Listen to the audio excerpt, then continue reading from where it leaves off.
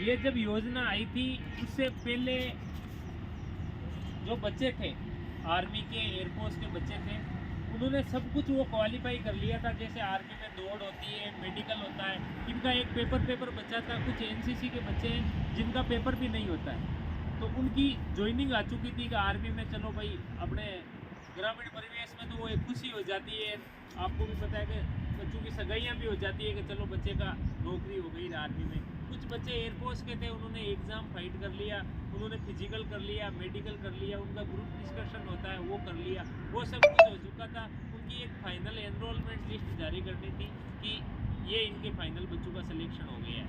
तो ये सरकार जब कोरोना आया था तो कोरोना के बहाने इसने कि कोरोना लग गया है, कोरोना के बाद आपका एग्ज़ाम होगा या कोरोना के बाद आपकी ज्वाइनिंग होगी, धीरे धीरे महीना 2 महीना डेली ये अपडेट देते रहे कि आप अपनी तैयारियां कंटिन्यू करते रहें। और जो बच्चे फिट थे उनको कहते रहे कि आप मेडिकल फिट रहें, आप अपने ध्यान रखें और आपका लगभग फाइनल हो गया और आपको ज्वाइनिंग होगी। तो ये साल भर ऐसे कोरोना के बहाने चलाते रहे। 2 साल इन बच्चों को निकल गया और ये बच्चे वहाँ के वहीं अटके रह गए। उसके बाद में हमने प्रदर्शन शुरू किया। सबसे पहले मैंने इसकी शुरुआत करी थी नागौर से। मैं पैदल आया था दिल्ली 400 किलोमीटर और हमारे साथ कम से कम 15,000 बच्चे थे। जब जंतर मंतर पर हमने प्रदर्शन किया तो वहाँ से हमें गिरफ्तार करके और वहाँ से हटा दिया गया और राजनाथ सिंह जी से हमारी मुलाकात हुई। राजनाथ सिंह जी ने कहा कि आप है जो यहाँ से दिल्ली से वापस चले जाओ, अगले 15 दिन में आपकी भर्तियाँ वापस शुरू हो जाएगी, जो भी बच्चे फिट हैं उनको ले लिया जाएगा। उन्होंने आश्वासन दिया और आश्वासन से देखो बच्चे वापस भी चले गए और वो राजनाथ सिंह जी ने कुछ भी नहीं किया। और ये जो योजना लाए, इस योजना के पीछे इन युवाओं की जिंदगी बर्बाद करने की थी। इन्होंने लाखों पैसे लगा के कोचिंगें की थी।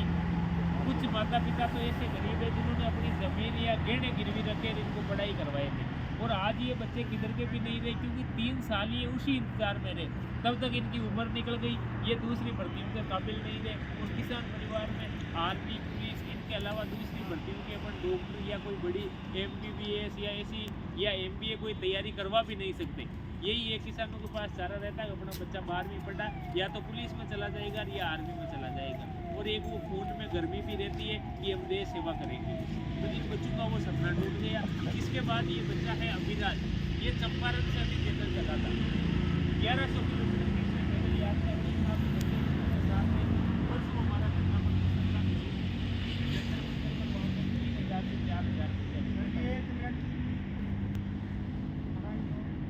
थोड़ी बात खत्म हो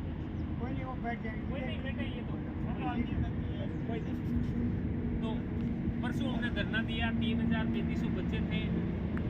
वहाँ से हमारी सभी न्यूज़ जो चैनल है उनमें भी चली थी, लेकिन हमें आगे धरने की परमिशन नहीं मिली कि ये धरना है जो आप एक दिन ही दे सकते हो। तो सब गरीब परिवार से बच्चे हैं, कहाँ दिल्ली में रहने खाने की व्यवस्था या कहाँ एकजुट रह सके। इस वजह से हम परेशान हुए और हमें एक रास्ता मिला कि सर छोटू राम ने कि वहाँ पर तो एक बार हमसे 2-4 दिन हम वापस हमारी संख्या बढ़ा सके धीरे धीरे, क्योंकि जो 3,300 बच्चे आए थे उनको हमने समझा बुझा के एक बार वापस भेज दिया कि बेटा अगली बार को जंतर मंतर पे वापस परमिशन लें या एक जगह हम टीकरी बॉर्डर या गाजियाबाद बॉर्डर पे हम एक किसान संस्कृति के साथ में एक पूरी तरीके से सिस्टम खड़े हो जाए, उस जगह वापस बना दिया जाएगा।